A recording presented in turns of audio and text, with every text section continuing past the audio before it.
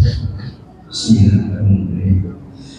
Assalamualaikum warahmatullahi wabarakatuh. Alhamdulillah rabbil alamin, wassalatu wassalamu ala asrofil anbiya'i wal mursalin wa ala alihi wa ashabihi ajma'in. Asyhadu an la ilaha illallah wa la syarika lah, wa asyhadu anna Muhammadan abduhu wa rasuluh sallallahu alaihi wasallam la nabiyya ba'dah. Selalu kita bersyukur kepada Allah Subhanahu wa taala yang senantiasa mencurahkan nikmat rahmat yang begitu besar, nikmat keimanan dan keislaman kita, hidayah dan kesempatan. Sampai saat ini kita masih diberinya kekuasaan untuk terus beribadah dalam rangka mencari keridhaannya di akhirat kelak nanti. Salawat dan salam dicurahkan kepada junjungan alam besar Muhammad sallallahu alaihi wasallam dengan selalu mengucap Allahumma shalli ala Muhammad wa ala ali Muhammad. Bapak Ibu dimasuh Masjid Dawah yang insyaallah dirahmati Allah Subhanahu wa taala. Pada subuh kali ini insyaallah kajian kita akan disampaikan oleh Al-Ustaz Rahmat Maulana Ahmad. Dan alhamdulillah beliau telah hadir di hadapan kita bersama.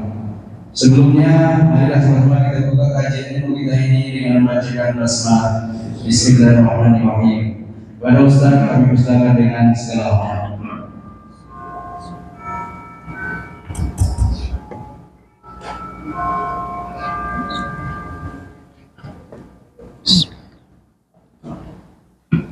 Assalamualaikum warahmatullahi wabarakatuh.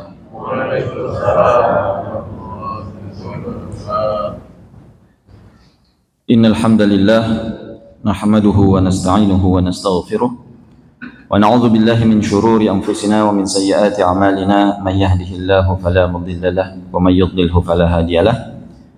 Asyhadu an la ilaha illallah wahdahu la syarika lahu wa asyhadu anna Muhammadan 'abduhu wa rasuluh sallallahu alaihi wa ala alihi wa ashabihi wa man sara ala nahjihi wa qatafa atharahu ila yaumiddin, amma ba'd.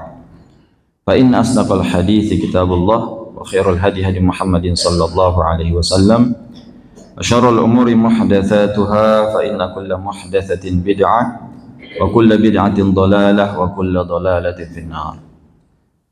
Ma'asyiral muslimin wal muslimat, jamaah Masjid Dakwah yang semoga senantiasa dirahmati dan diberkahi oleh Allah Subhanahu wa taala. Alhamdulillah, dengan nikmat dan karunia dari Allah Subhanahu wa taala kita bisa berkumpul di salah satu rumah Allah ini melaksanakan kewajiban kita salat subuh secara berjamaah. Maka ini nikmat yang sangat besar sekali yang mesti kita syukuri.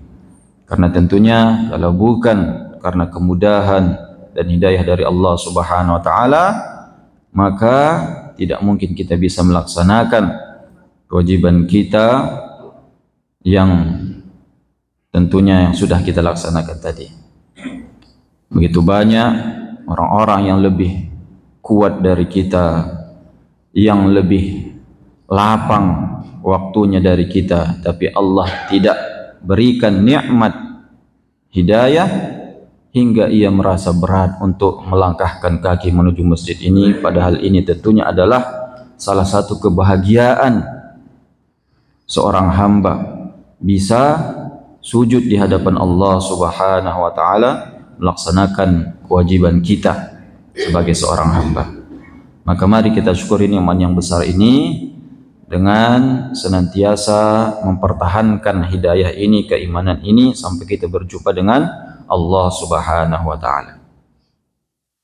Dan juga tentunya salawat dan salam kita sampaikan kepada Rasulullah sallallahu alaihi wasallam. Yang mana tentunya setiap majelis tidaklah sempurna kalau tidak dimulai dengan pujian kepada Allah dan salawat kepada Rasulullah sallallahu alaihi wasallam. Semoga kita semua bisa dikumpulkan nantinya bersama beliau di surga Al-Firdaus. Ma'asyiral muslimin wal muslimat, jamaah yang dirahmati oleh Allah Subhanahu wa taala. Insyaallah pada kesempatan kali ini kita akan kembali melanjutkan melanjutkan kajian kita membahas tentang 10 sahabat Nabi yang sudah dijamin masuk surga.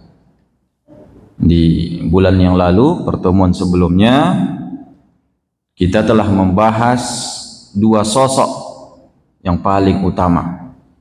Tentunya tidak cukup waktu satu pertemuan 1 jam 2 jam membahas 10 sahabat Nabi yang begitu mulia, yang masing-masing punya kedudukan yang sangat tinggi di sisi Allah Subhanahu wa taala. Kita sudah membahas Abu Bakar yang semua umat sepakat akan keutamaannya. Begitu juga Umar bin Khattab. 2 orang yang sampai sekarang itu di samping Nabi Muhammad sallallahu alaihi wasallam. Hanya 2 orang tersebutlah yang dikubur di samping Nabi Muhammad sallallahu alaihi wasallam, Abu Bakar dan Umar. Nah, sebelum kita masuk ke pembahasan Utsman bin Affan, ada satu hadis yang perlu kita sebutkan.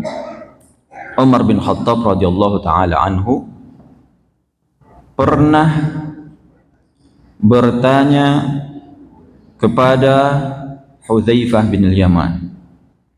Hudzaifah bin al-Yaman, beliau seorang pemegang rahasia Nabi sallallahu alaihi wasallam. Rahasia apa? Yakni Nabi sallallahu alaihi wasallam pernah membisikkan kepada beliau, kepada Hudzaifah bin al-Yaman, nama-nama orang-orang munafik. Ketika Nabi SAW kembali dari perang Tabuk, ada beberapa orang munafik yang menutup wajahnya dengan serban, datang ingin membunuh Nabi SAW. Satu pasukan kecil. Kemudian Nabi SAW tentunya diselamatkan oleh Allah Subhanahu wa taala. Kemudian mereka kabur dan beliau pun membisikkan namanya satu persatu kepada Hudzaifah bin al-Yaman. Maka Umar bin Khattab sering bertanya kepada Hudzaifah, "Wahai Hudzaifah, apakah ada namaku disebutkan oleh Nabi sallallahu alaihi wasallam sebagai orang munafik?" Subhanallah. Begitulah ketawaduan Umar bin Khattab. Nah, Umar bin Khattab pernah bertanya hadis tentang fitnah. Hadis tentang fitnah. Apa arti fitnah? Nah, kalau yang kita pahami orang Indonesia, fitnah itu menuduh seseorang dengan tuduhan palsu, ya kan?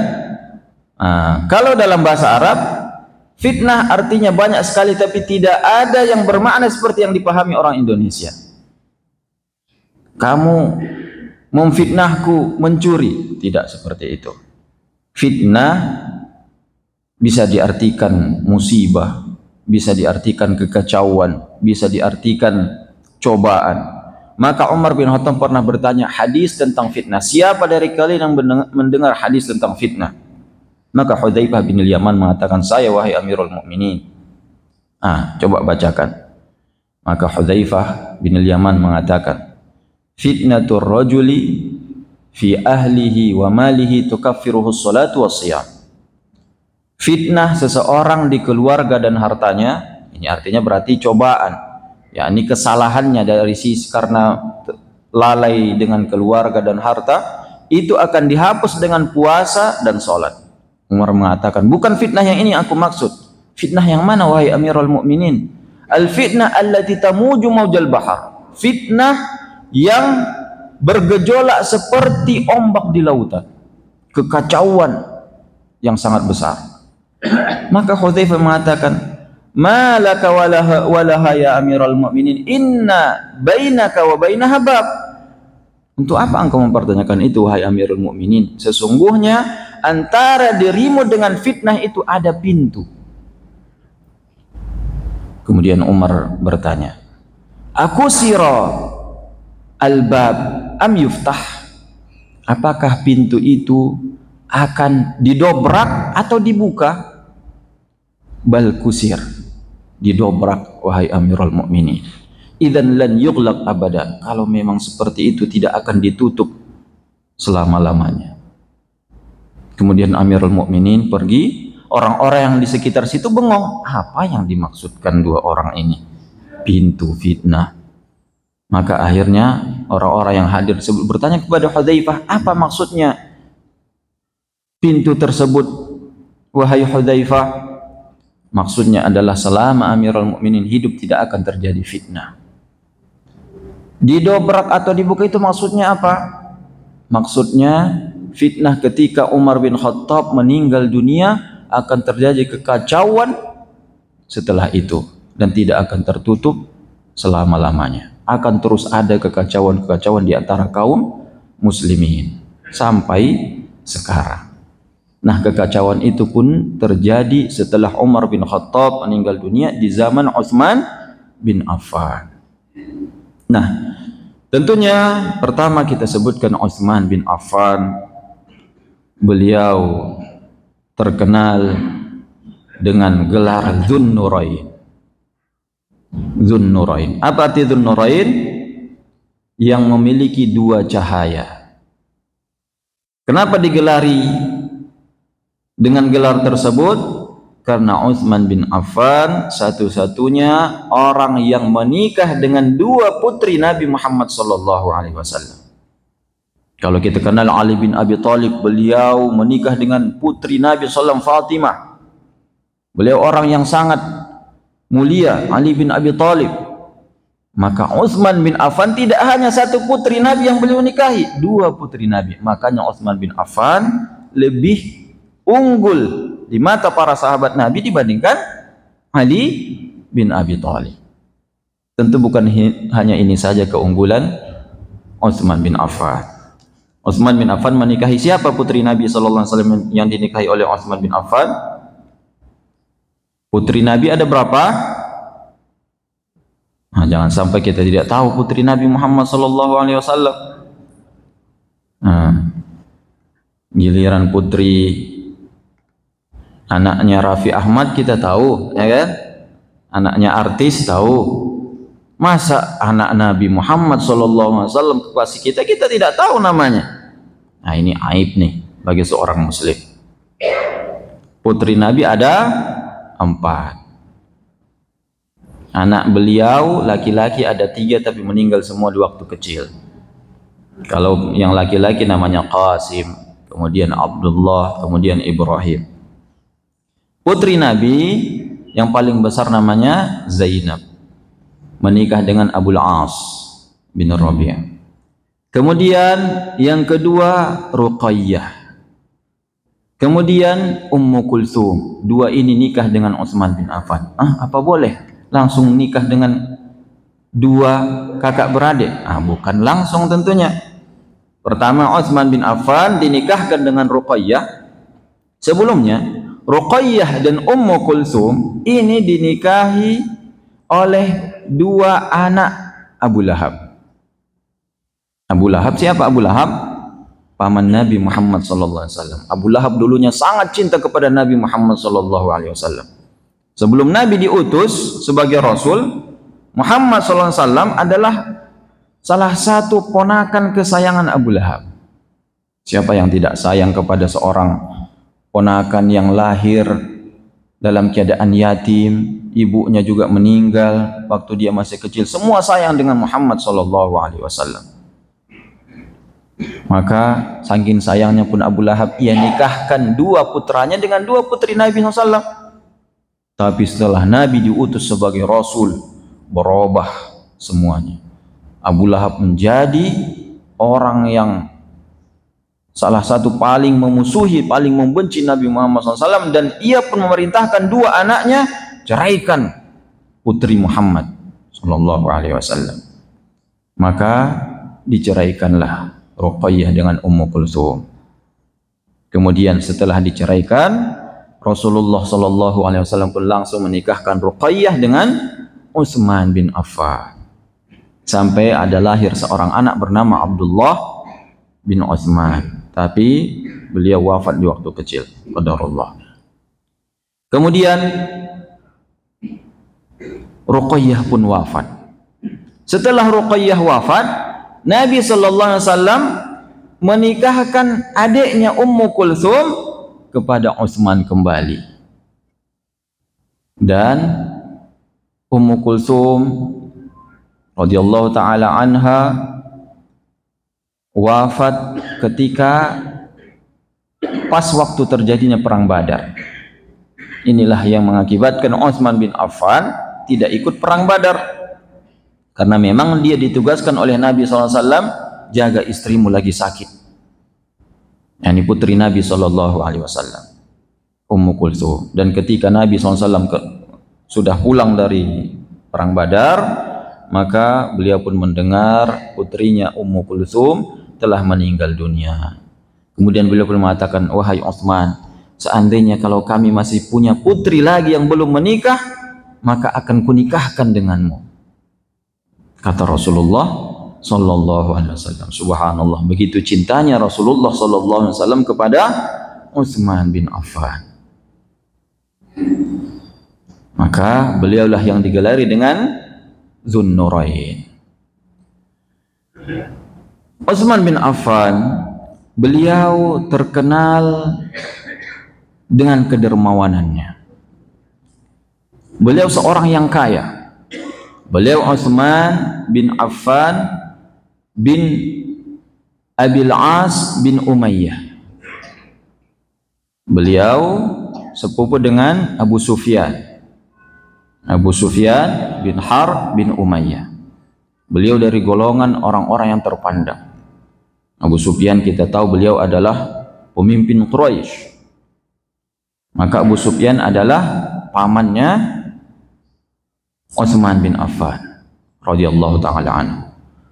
Ayahnya seorang pedagang yang sukses, orang kaya. Kemudian ayahnya pun meninggal sebelum Nabi SAW diutus dan mewariskan harta yang begitu banyak hingga menjadikan Utsman bin Affan salah satu orang yang terkaya di Makkah.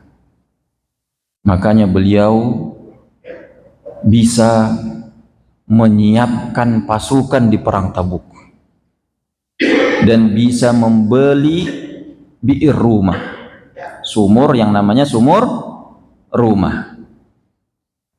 Nah, ini adalah salah satu kelebihan beliau, yakni harta beliau sangat bermanfaat untuk kaum muslimin. Yang mana ketika Nabi SAW hijrah ke Madinah, orang-orang Madinah waktu itu sangat bergantung dengan satu sumur yang itulah paling jernih airnya. Inilah namanya bi'ir rumah, milik seorang Yahudi. Maka Nabi SAW pun menyuruh dan menawarkan kepada kaum muslimin, siapa yang membeli bi'ir rumah dan menyedekahkannya, mewakafkannya kepada kaum muslimin, maka baginya mata air di surga. Maka Utsman bin Affan menawar kepada orang Yahudi tersebut, kemudian tidak mau menjualnya. Akhirnya ia menawar dengan mengatakannya, sudah, kalau tidak mau menjual semuanya, saya beli setengah saja. Bagaimana setengah? Maksudnya? Ya maksudnya kalau sehari ini orang datang membeli, ini keuntungannya untukmu. Besok giliran saya, kalau ada orang membeli, keuntungannya untukku. Oh, kalau begitu boleh. Nah, beli saham setengah. Nah, akhirnya dibeli dengan harga yang begitu mahal oleh Utsman bin Affan. Kemudian ia mengatakan, kalau sudah giliranku, gratis bagi semua penduduk Madinah, silahkan ambil air sepuasnya. Ya, akhirnya ketika giliran orang Yahudi yang jaga sumur, tidak ada yang datang. Keesokan harinya kaum muslimin baru datang semuanya. Akhirnya orang Yahudi pun mengalah. Ya sudahlah, beli aja semuanya. Akhirnya dibeli oleh Utsman bin Affan dan disedekahkan kepada kaum muslimin. Maka ini adalah salah satu jasa yang tidak terlupakan dari Utsman bin Affan oleh penduduk Madinah. Kemudian ketika perang Tabuk. Perang Tabuk ini adalah peperangan terakhir yang langsung Nabi sallallahu alaihi wasallam terjun padanya. Perang Tabuk adalah perang melawan orang Romawi. Pasukan Romawi yang terkenal pasukan paling hebat di zaman tersebut. Kalau zaman sekarang pasukan mana yang paling hebat? Israel lah, nggak ada hebat-hebatnya itu Israel. Amerika, taruhlah Amerika. Kalau di zaman Nabi Shallallahu Alaihi Wasallam, Romawi pasukan paling banyak pasukannya, paling lengkap persenjataannya. Dialah yang telah mengalahkan Persia. Waktu itu tentunya kerajaan paling hebat waktu itu adalah Persia dan Romawi, dan terjadi perang. Romawi pernah kalah dan terakhir Romawi lah yang unggul di zaman tersebut. Dan Romawi mengerahkan 100.000 pasukan awalnya dulu di perang Mu'tah. Ketika utusan Nabi SAW dibunuh, beliau pun mengerahkan 3.000 pasukan untuk datang menangkap orang yang membunuh utusan Nabi Muhammad SAW. Ternyata 3.000 pasukan tersebut dihadapi oleh 100.000 pasukan. Ini perang Mu'tah.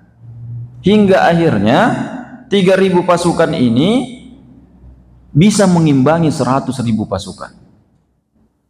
Yang mana kita kenal Khalid bin Walid di waktu itu digelari dengan Saifullah di perang Mu'tah. Yang mana pemimpin kaum muslimin waktu itu adalah Ja'far bin Abi Thalib. Beliau pun syahid. Kemudian Zaid bin Harithah, beliau pun syahid. Kemudian Abu Dujana, beliau pun syahid. Kemudian digantikan oleh Saifullah Khalid bin Walid. Dengan 3.000 pasukan, dengan strategi beliau bisa mengimbangi 100.000 pasukan. Kemudian tersebarlah kabar di santero dunia, yang mana kaum muslimin dengan 3.000 pasukan bisa imbang melawan 100.000 pasukan terhebat di dunia ini. Romawi pun merasa malu dengan berita ini.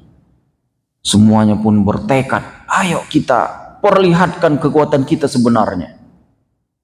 Maka dikumpulkanlah pasukan sampai 200.000 pasukan. Sedangkan Madinah jumlahnya tentunya hanya sekitar 30.000. Maka kaum muslimin waktu itu sampai-sampai Umar bin Al-Khattab ketika ada yang mengabarkan kepada beliau tentang ilahnya Nabi SAW, yang mana Nabi berpisah dengan istrinya, yakni tidak mendatangi istrinya selama sebulan. Waktu itu ingin mengabarkan kabar tersebut kepada Umar bin Khattab. Wahai Umar, ada kabar yang mengejutkan. Umar langsung berdiri mengatakan, ada apa? Apakah pasukan Romawi sudah datang? Nah, begitu was-wasnya kaum muslimin dengan kedatangan pasukan Romawi, menganggap kalau ada berita yang mengagetkan, ini tentang pasukan Romawi telah datang. Nah, kaum muslimin waktu itu dalam keadaan susah, hasil panen menurun, dan pasukan pun dikumpulkan, semuanya harus ikut. Maka terkumpullah 30.000 pasukan. 30.000 pasukan itu tentunya butuh modal yang sangat banyak. Rasulullah SAW pun akhirnya mengatakan, man jahaza jaisyul usrah falahul jannah. Siapa yang menyiapkan bekal untuk pasukan jaisyul usrah, pasukan yang kesulitan. Perang Tabuk dikenal juga dengan Harbul Usrah, peperangan yakni perang yang sulit, karena memang waktu itu adalah waktu-waktu yang sulit dialami oleh kaum muslimin. Hingga akhirnya Utsman bin Affan mengatakan, ya Rasulullah, dari saya 1.000 onta berikut dengan bekalnya lengkap. Maka beliau kembali mengatakan, man jahasya jaisul usra falahul jannah. Siapa yang mau menyiapkan bekal untuk pasukan yang kesulitan, dia akan mendapatkan surga. Utsman kembali mengangkat tangan mengatakan, ya Rasulullah, dari saya 1000 lagi, berikut dengan segala perlengkapannya. Beliau kembali memotivasi lagi, siapa yang menyiapkan bekal untuk pasukan, dia akan mendapatkan surga. Ya Rasul, dari saya 1000 lagi dengan semua perbekalannya. Kemudian beliau pergi ke rumah, mengambil hartanya, menyerahkan 1000 dinar kepada Nabi Muhammad SAW. Beliaulah yang paling banyak bersedekah di waktu itu kepada Nabi SAW. Sampai-sampai beliau mengatakan, ma dharra Utsman ma fa'ala ba'dal yaum. Setelah apa yang disedekahkan Utsman hari ini, apapun yang ia lakukan itu tidak akan memudaratkannya. Maka kaum muslimin mengatakan, Utsman telah membeli surga dengan hartanya. Utsman telah membeli surga dengan hartanya. Nah, jadi tanda kutip tentunya bisa kita membeli surga Allah Subhanahu wa taala dengan harta. Membelinya dengan menyedekahkan harta kita di jalan Allah Subhanahu wa taala. Maka inilah jual beli yang ditawarkan oleh Allah Subhanahu wa taala. Innallaha ashtara minal mu'minina anfusahum wa amwalahum bi anna lahumul jannah. Allah membeli dari orang-orang beriman jiwa dan harta mereka, balasannya adalah surga. Jadi kita bisa jual beli dengan Allah Subhanahu wa taala, tentunya bayarannya adalah jiwa dan harta kita, kita serahkan kepada Allah Subhanahu wa taala. Kemudian Allah akan memberikan surganya. Maka surga ini bukanlah perkara murah. Rasulullah sallallahu alaihi wasallam dalam sebuah hadis mengatakan, ala inna sil'atallahi ghaliyah, ala inna sil'atallahi al-jannah. Sesungguhnya barang dagangan Allah itu mahal. Sesungguhnya barang dagangan Allah adalah surga, kata Rasulullah sallallahu alaihi wasallam. Maka tentunya kita ingin membeli mobil yang sangat mahal atau rumah yang sangat mahal, kita rela bekerja habis-habisan menabung untuk bisa mendapatkannya. Maka tentunya surga Allah Subhanahu wa taala tidak ada apa-apanya dengan semua kekayaan di dunia ini. Maka sangat pantas kalau kita membelinya dengan segala yang kita miliki. Artinya kita pergunakan segala apa yang kita punya untuk mencari ridho Allah Subhanahu wa taala.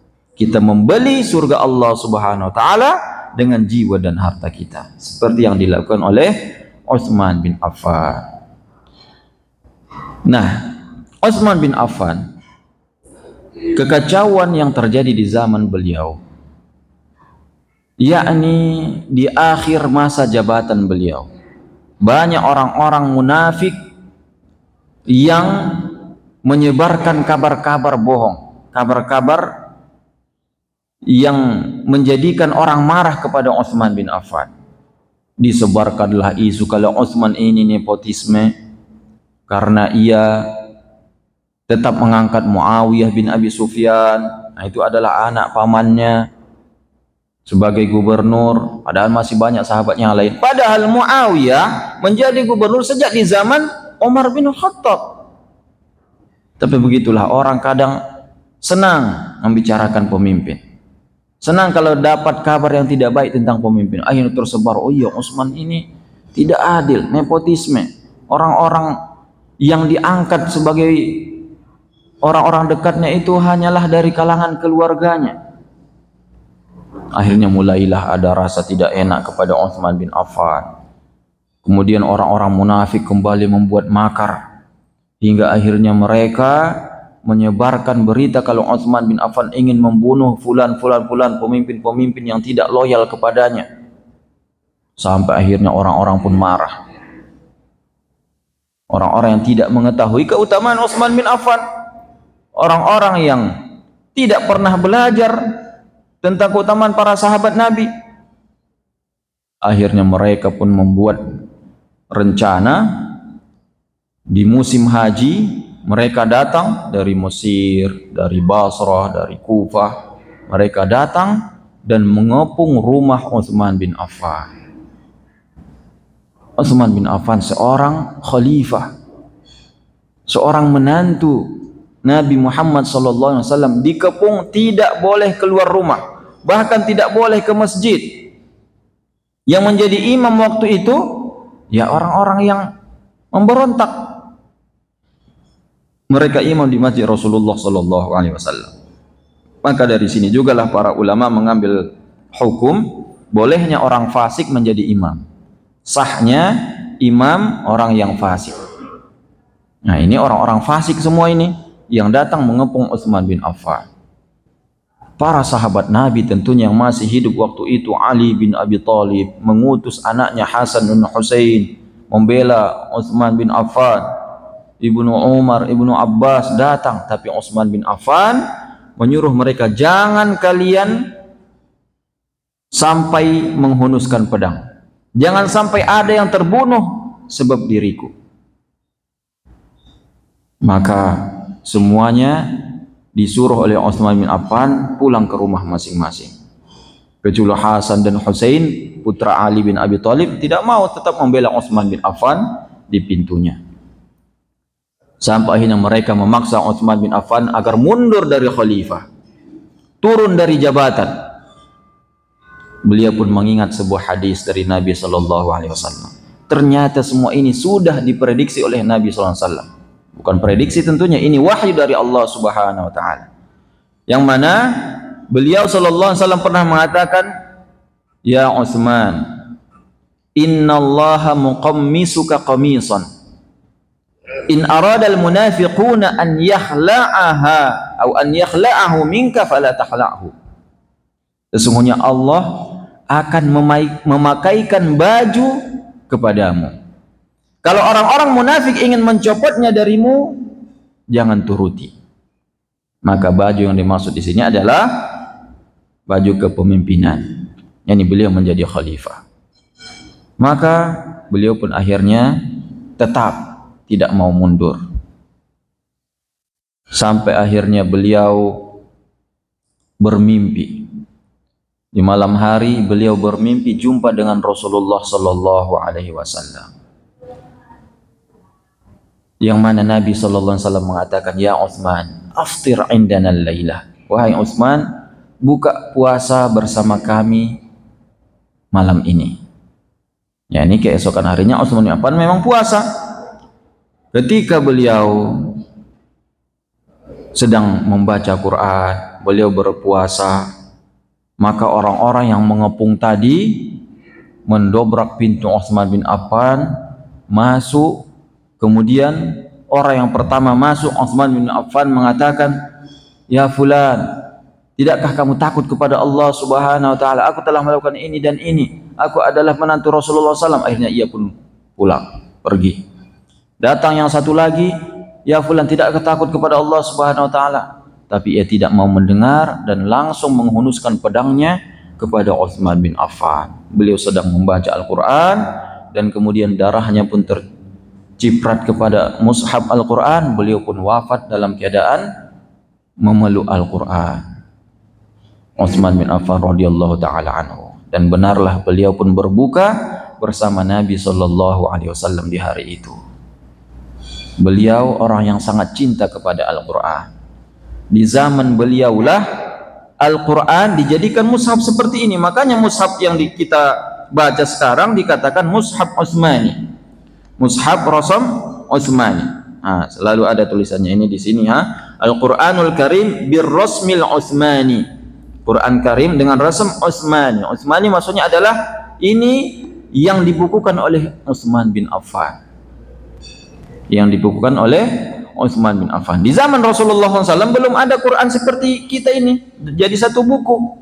Quran itu masing-masing para sahabat menyimpannya di, ada yang menulisnya di tulang-tulang, ada yang menuliskannya di kulit-kulit. Nah, terpisah-pisah. Di zaman Abu Bakar itu dikumpulkan, yang di tulang, yang di kulit itu dikumpulkan, tapi belum menjadi satu Quran, mushaf seperti ini. Di zaman Utsman bin Affan, beliaulah yang mengumpulkannya menjadi satu mushaf dan mengirimkannya kepada seluruh penjuru dunia Islam dan menyuruh yang lainnya dibakar. Karena waktu itu sudah banyak orang-orang yang bukan Arab masuk Islam, kadang menyalinnya salah hurufnya, salah barisnya. Jadi ada perbedaan-perbedaan ketika membaca waktu itu. Untuk menghindari perbedaan tersebut, Utsman bin Affan akhirnya beliau pun menyuruh para sahabat berkumpul, mengumpulkan Al-Quran menjadi satu buku seperti ini, maka kemudian menyebarkannya kepada seluruh penjuru, dan akhirnya semua kaum muslimin pun mendapatkan manfaat yang sangat besar, dan sampai sekarang dikenal Quran ini sebagai mushaf bir Rasam al-Utsmani. Nah, ini menjadi jasa Utsman bin Affan yang tidak terlupakan oleh kaum muslimin tentunya. Beliau Utsman bin Affan terkenal juga dengan sahibul hijratain. Beliau orang yang 2 kali hijrah ke Habasyah dan juga hijrah ke Madinah. Nah, jadi setelah terbunuhnya Utsman bin Affan, maka perpecahan pun terjadi di kalangan kaum muslimin. Setelah Utsman bin Affan wafat, barulah kemudian Ali bin Abi Thalib menjadi khalifah. Nah, sekarang kita pindah ke pembahasan Ali bin Abi Thalib. Ali bin Abi Thalib, beliau terkenal dengan keberaniannya. Ali bin Abi Thalib adalah anak-anak yang pertama kali masuk Islam. Ali bin Abi Thalib hidup di rumah Nabi Muhammad sallallahu alaihi wasallam. Jadi Abu Thalib punya anak yang banyak dan Abu Thalib hidupnya sangat sederhana. Makanya Nabi Muhammad sallallahu alaihi wasallam ingin meringankan beban Abu Thalib. Begitu juga paman beliau Abbas bin Abdul Muthalib, keduanya sepakat, mari kita ambil masing-masing anak dari Abu Thalib, kita yang membiayainya, hidup bersama kita agar Abu Thalib tidak terlalu berat untuk membiayai anak-anaknya. Maka Rasulullah sallallahu alaihi wasallam mengambil Ali bin Abi Thalib, diasuh di rumahnya. Ali bin Abi Thalib masih kecil waktu itu. Sampai ketika Nabi sallallahu alaihi wasallam diutus sebagai rasul, beliau kurang lebih umurnya 10 tahun. Ali bin Abi Thalib umurnya kurang lebih 10 tahun ketika Nabi diutus sebagai rasul. Maka tentunya anak-anak yang hidup di zaman Nabi sallallahu alaihi wasallam dan hidup serumah dengan Nabi sallallahu alaihi wasallam, ketika Nabi menyuruhnya untuk beriman, ia langsung beriman. Maka dialah anak-anak yang pertama kali masuk Islam. Dia bersama istri Nabi sallallahu alaihi wasallam orang pertama kali masuk Islam, Khadijah. Barulah kemudian Abu Bakar radhiyallahu taala anhu. Nah, Ali bin Abi Thalib sejak kecil sudah bersama Nabi sallallahu alaihi wasallam. Beliaulah yang rela menjadi pengganti Nabi sallallahu alaihi wasallam yang tidur di kasur beliau ketika orang-orang musyrikin hendak membunuh Nabi kita Muhammad sallallahu alaihi wasallam.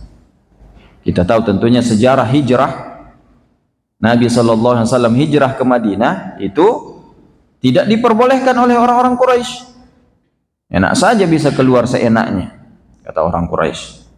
Maka mereka pun sepakat di malam hari mengepung rumah Nabi Muhammad SAW dan tidak membiarkan beliau keluar. Maka Nabi SAW pun menyuruh Ali bin Abi Thalib tidur di tempat tidur Nabi SAW dan beliau pun keluar bersama Abu Bakar untuk hijrah. Maka orang-orang yang mengepung tersebut melihat Rasulullah SAW masih tidur, Muhammad masih tidur. Sampai di siang hari mereka sudah tidak sabar lagi masuk ke rumah Nabi Muhammad SAW ingin membunuh Muhammad SAW. Tetapi kemudian yang mereka dapatkan adalah Ali bin Abi Thalib. Hampir saja Ali bin Abi Thalib tewas. Nah, kemudian Ali bin Abi Thalib, beliau salah satu orang yang maju di perang Badar. Di perang Badar kita tahu sebelum kaum muslimin berperang dengan orang-orang Quraisy, maju 3 orang Quraisy menantang duel. Utbah bin Rabi'ah, Syaibah bin Rabi'ah, Walid bin Utbah datang. Ini satu keluarga. Maka majulah Hamzah bin Abdul Muttalib, maju Ali bin Abi Thalib. Maka kemudian salah satu lagi Ubaidillah. Dan akhirnya Ali bin Abi Thalib membunuh anak dari Utbah, Al-Walid bin Utbah. Kemudian keberanian Ali bin Abi Thalib kelihatan di perang Khaybar. Sebelum di perang Khaybar, di perang Khandaq, kita tahu perang Khandaq itu Nabi SAW membuat parit yang sangat lebar agar orang-orang Makkah, musuh Islam, tidak bisa masuk ke Madinah. Tetapi ada 3 orang yang berhasil menyeberangi parit yang begitu dalam. Mereka tentunya orang-orang yang kuat. Dia adalah pertama anak Abu Jahal, Ikrimah bin Abi Jahal. Kemudian Amr bin Abdi Wud. Amr bin Abdi Wud terkenal dengan orang yang sangat besar, yang bisa melawan 10 orang sendirian. Dia pun bisa berhasil dan menantang duel kaum muslimin. Man yubaris, siapa yang berani duel 1 lawan 1? Semuanya pun diam. Kemudian ia pun mengejek mengatakan, bukankah kalian mengatakan qatlana fil jannah wa qatlakum fin nar, yang mati di antara kalian masuk surga, yang mati di antara kalian masuk neraka, kenapa kalian tidak berani? Ali bin Abi Thalib pun tidak sabar mendengarnya. Ia pun bangkit dan mengatakan, saya yang melawanmu wahai Amr. Kemudian ia pun mengatakan, ya bena akhi la uridu qatlak, wahai anak saudaraku, aku tidak mau membunuhmu, kata Amr, tapi aku ingin membunuhmu, kata Ali. Kemudian Amr pun akhirnya marah, terjadi duel yang sangat sengit, dan akhirnya Ali bin Abi Thalib bisa membunuh Amr bin Abdi Wud. Begitu juga di perang Khaybar, kaum muslimin tidak bisa menaklukkan benteng Khaybar. Sampai kemudian Nabi SAW pun mengatakan, la'atiyanna ar-rayah ghadan rajulan yuhibbuhullahu wa rasuluh wa yuhibbullaha wa rasulah. Besok aku akan memberikan bendera ini kepada seseorang yang cinta kepada Allah dan Rasulnya, dan Rasulnya pun cinta kepadanya, dan Allah akan membukakan benteng Khaybar melalui kedua tangannya. Maka semuanya pun berharap dialah orangnya. Sampai-sampai Umar bin Khattab mengatakan, saya tidak pernah berharap menjadi pemimpin perang melainkan waktu itu. Kemudian di pagi hari ternyata Nabi SAW mengatakan, aina Ali bin Abi Thalib, huwa yastaki ainai. Ketika ditanya, mana Ali bin Abi Thalib? Ali bin Abi Thalib lagi sakit matanya. Maka Nabi mengatakan, panggilkan. Ketika dipanggilkan, Nabi SAW pun meludah di mata Ali bin Abi Thalib, kemudian sembuh dengan izin Allah Subhanahu wa Ta'ala. Kemudian akhirnya bendera pun diserahkan kepadanya, dan dengan izin Allah kaum muslimin pun berhasil menaklukkan Khaybar. Maka inilah kepahlawanan Ali bin Abi Thalib. Nah, bagaimana ceritanya ketika beliau memimpin?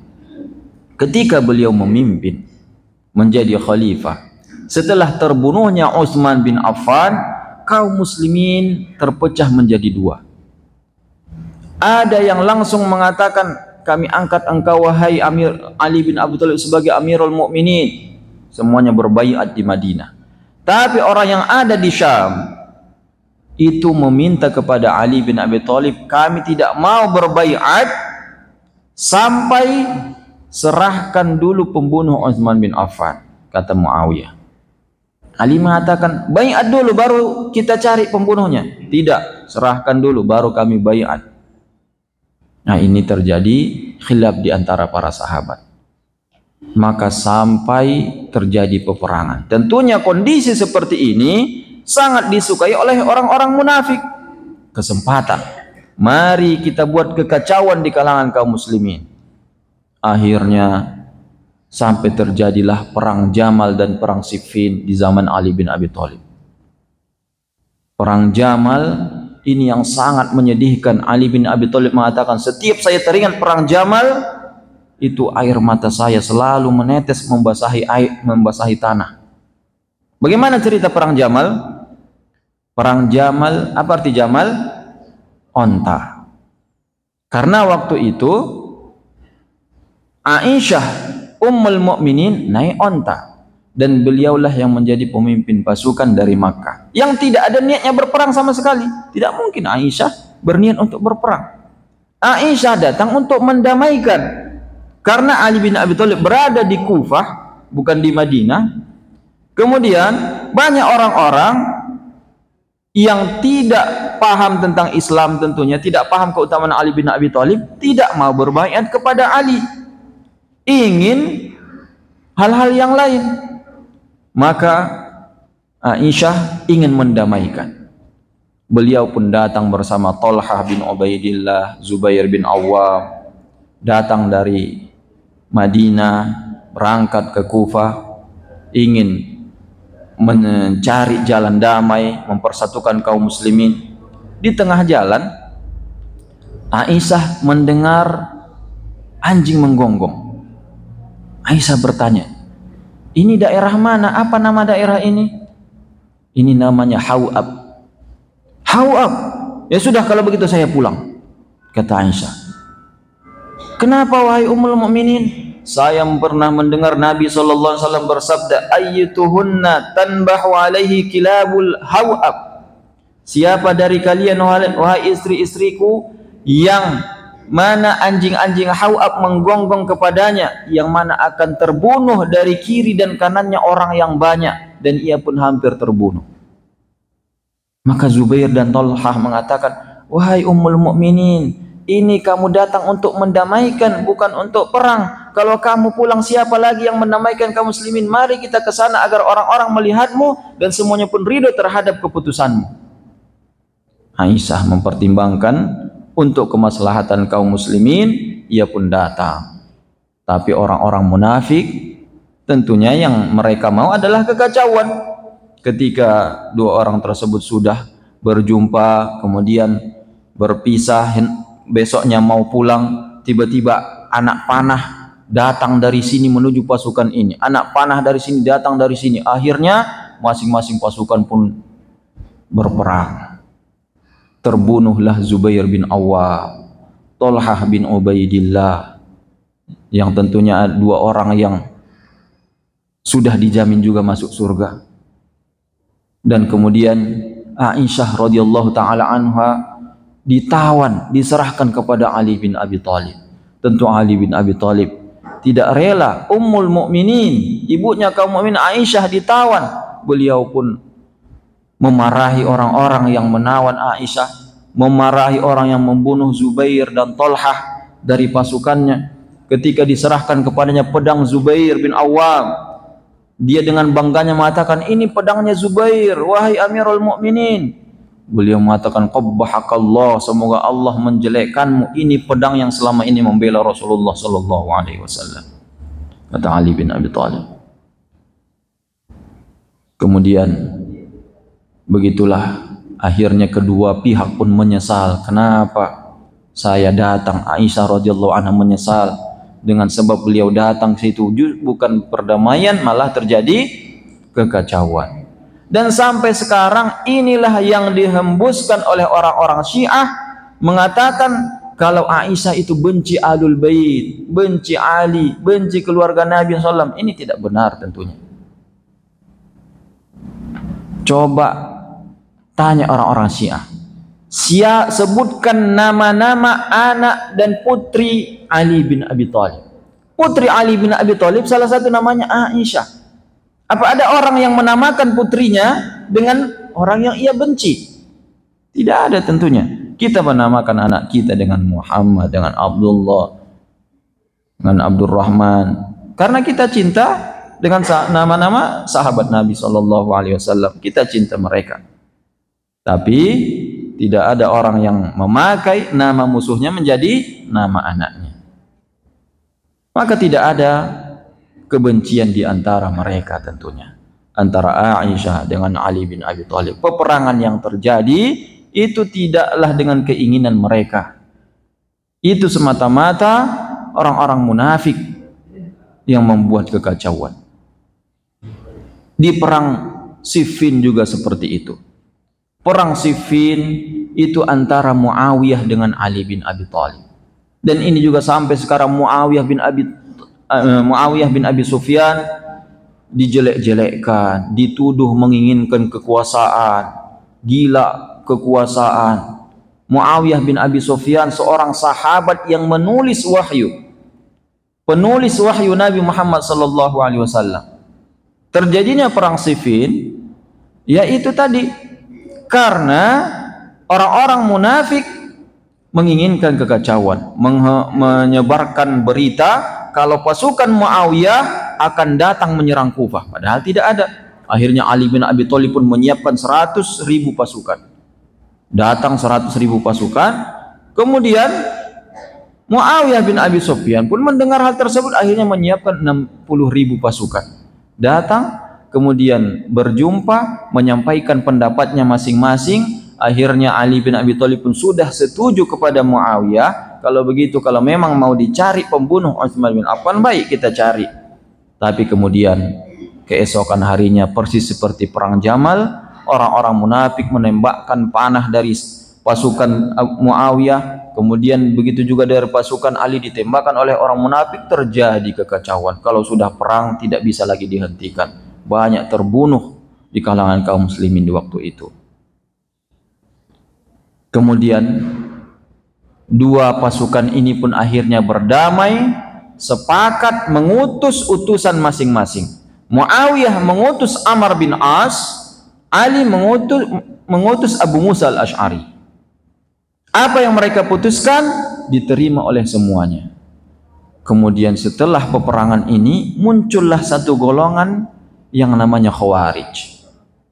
Mereka mengatakan, ini dua pasukan ini sudah kafir dua-duanya ini. Muawiyah, Ali kafir. Kenapa? Karena mereka berhukum dengan hukum Abu Musa dan Amr bin As, bukan dengan hukum Allah Subhanahu wa taala. Mereka berhukum dengan hukum manusia, tidak berhukum dengan hukum Allah. Alasan yang sampai sekarang dipakai orang-orang untuk mengkafirkan pemerintah, mengkafirkan Jokowi, mengkafirkan pemerintah. Banyak pemerintah di dunia ini dikafirkan. Kenapa? Karena tidak berhukum dengan hukum Allah. Berhukum dengan hukum Allah memang wajib, fardu, tapi tentunya tidak otomatis menjadi kafir seperti itu, kecuali dia menganggap hukum undang-undang itu lebih baik daripada hukum Allah Subhanahu wa taala. Dan kita tidak perlu mencari tahu, yang penting kata Rasulullah SAW, kalau pemimpin kalian itu masih salat, maka kalian wajib ikut dan taati perintahnya selama tidak melanggar perintah Allah dan Rasulnya. Nah, Khawarij ini ketika mereka keluar dari pasukan Muawiyah dan Ali bin Abi Thalib, mereka kemudian mengatakan, ayo kita bunuh Muawiyah dan Ali. Akhirnya ada satu orang datang mendatangi Muawiyah, membunuh Muawiyah waktu itu lagi sholat. Ternyata ia sangka itu Muawiyah, dan Muawiyah waktu itu lagi sakit, tidak hadir sholat subuh berjamaah, yang dibunuh orang lain. Sedangkan Ali bin Abi Thalib, beliau pun tertikam dalam keadaan sholat subuh. Ali bin Abi Thalib dibunuh dalam keadaan sholat subuh, radhiyallahu ta'ala anhu. Yang membunuhnya siapa? Abdurrahman bin Muljam. Disebutkan Abdurrahman bin Muljam ini ibadahnya luar biasa, kerjanya sholat dan puasa, zikir. Begitulah orang-orang Khawarij. Kata Nabi SAW, tahqiruna salatakum bi salatihim wa siyamakum bi siyamihim. Kalian akan menganggap remeh salat kalian dibandingkan salat mereka, dan puasa kalian dibandingkan salat puasa mereka. Tetapi mereka itu orangnya keluar dari Islam seperti cepatnya anak panah keluar dari busurnya. Mereka rajin salat, tapi Allah menganggap mereka itu bukan Islam. Mereka rajin puasa. Karena apa? Karena mereka mengkafirkan kaum muslimin dan membunuh Ali bin Abi Thalib, menganggap sudah kafir, hingga akhirnya Abdurrahman, namanya Abdurrahman. Makanya orang-orang Syiah sampai sekarang tidak senang yang bernama Abdurrahman, dan ini salah tentunya. Abdurrahman nama yang paling dicintai oleh Allah Subhanahu wa taala. Kita tidak salahkan namanya, kita salahkan orangnya. Disebutkan ketika ditangkap Abdurrahman bin Muljam, tangannya dipotong, kakinya dipotong, dia diam. Tapi mau dipotong lisannya, dia takut. Ketika dia tanya, kenapa engkau takut? Saya takut kalau lisan saya dipotong tidak bisa berzikir kepada Allah Subhanahu wa taala. Subhanallah. Ini orang yang membunuh Ali bin Abi Thalib. Ibadahnya luar biasa. Tapi kata Nabi SAW, hum kilabun nar. Mereka itu anjing-anjing neraka. Kata Nabi SAW. Mereka yang mengkafirkan kaum mukminin, yang menyerang kaum mukminin, membunuh orang Islam, mereka kilabun nar, anjing-anjing neraka. Na'udzubillah min dzalik. Nah, begitulah 3 dari 4 khalifah, 3 orang meninggalnya adalah dibunuh. Ini orang-orang soleh semua, orang-orang terbaik. Makanya ini menunjukkan tentunya hidup di dunia ini bukanlah tempat balasan bagi orang-orang beriman. Semakin kuat iman seseorang, justru akan semakin besar cobaan yang ia hadapi. Umar bin Khattab begitu adil, begitu sempurna pemerintahannya, tapi beliau mati dalam keadaan dibunuh. Utsman bin Affan begitu mewah kehidupan orang di zamannya, mati dibunuh. Ali bin Abi Thalib dibunuh. Nah, begitulah kisah daripada Ali bin Abi Thalib yang bisa kita ceritakan pada kesempatan kali ini. Tentunya masih panjang lagi kisah tentang beliau. Masing-masing dari kita tidak mencukupkan hanya dengan ceramah ini saja. Mari kita sama-sama menggali, membaca kisah-kisah para sahabat Rasulullah Sallallahu Alaihi Wasallam. Insyaallah kalau ada kesempatan yang lain kita akan lanjutkan dengan kisah-kisah sahabat yang lain yang sudah dijamin masuk surga oleh Allah dan Rasulnya. Nah, baik, sekarang tentunya sudah masuk waktu duha ya. Kalau syuruk jam 6:09 ini terbit matahari, sebenarnya belum boleh sholat ya. Nah, Nabi melarang sholat itu 3 waktu: ketika matahari terbit, ketika matahari sudah berada di tengah, jam 12 pas, dan ketika tenggelam. Makanya kita agak lewatkan sedikit agar naik matahari, yakni masuk waktu duha, awal duha, itulah sholat syuruk yang disebutkan oleh Nabi SAW. Jadi jangan salah, kalau kita sholat waktu syuruk, takutnya kita masuk dalam hadis larangan, bukan kita mendapat pahala, malah dapat dosa. Nabi SAW disebut dalam sebuah hadis, nuhina an nusalli fi thalath wa an naqbaru fihinna mautana. Kata para sahabat Nabi, seorang sahabat mengatakan, kami dilarang sholat di 3 waktu dan dilarang menguburkan mayat di 3 waktu tersebut. Ketika matahari terbit sampai meninggi, mungkinnya kita ibaratkan 15 menit setelah syuruk, baru kemudian ketika matahari tepat di ubun-ubun, dan ketika matahari tenggelam sampai sempurna tenggelamnya. Nah, baik, sekarang tentunya mari kita laksanakan sholat syuruk, atau sebagian ulama mengatakan sholat duha, awal sholat duha. Semoga kita semua mendapatkan ganjaran yang besar di sisi Allah Subhanahu wa taala. Sallallahu ala nabiyina Muhammad walhamdulillahirabbil alamin. Subhanakallahumma bihamdik asyhadu an la ilaha illa anta astaghfiruka wa atubu ilaik. Wassalamualaikum warahmatullahi wabarakatuh.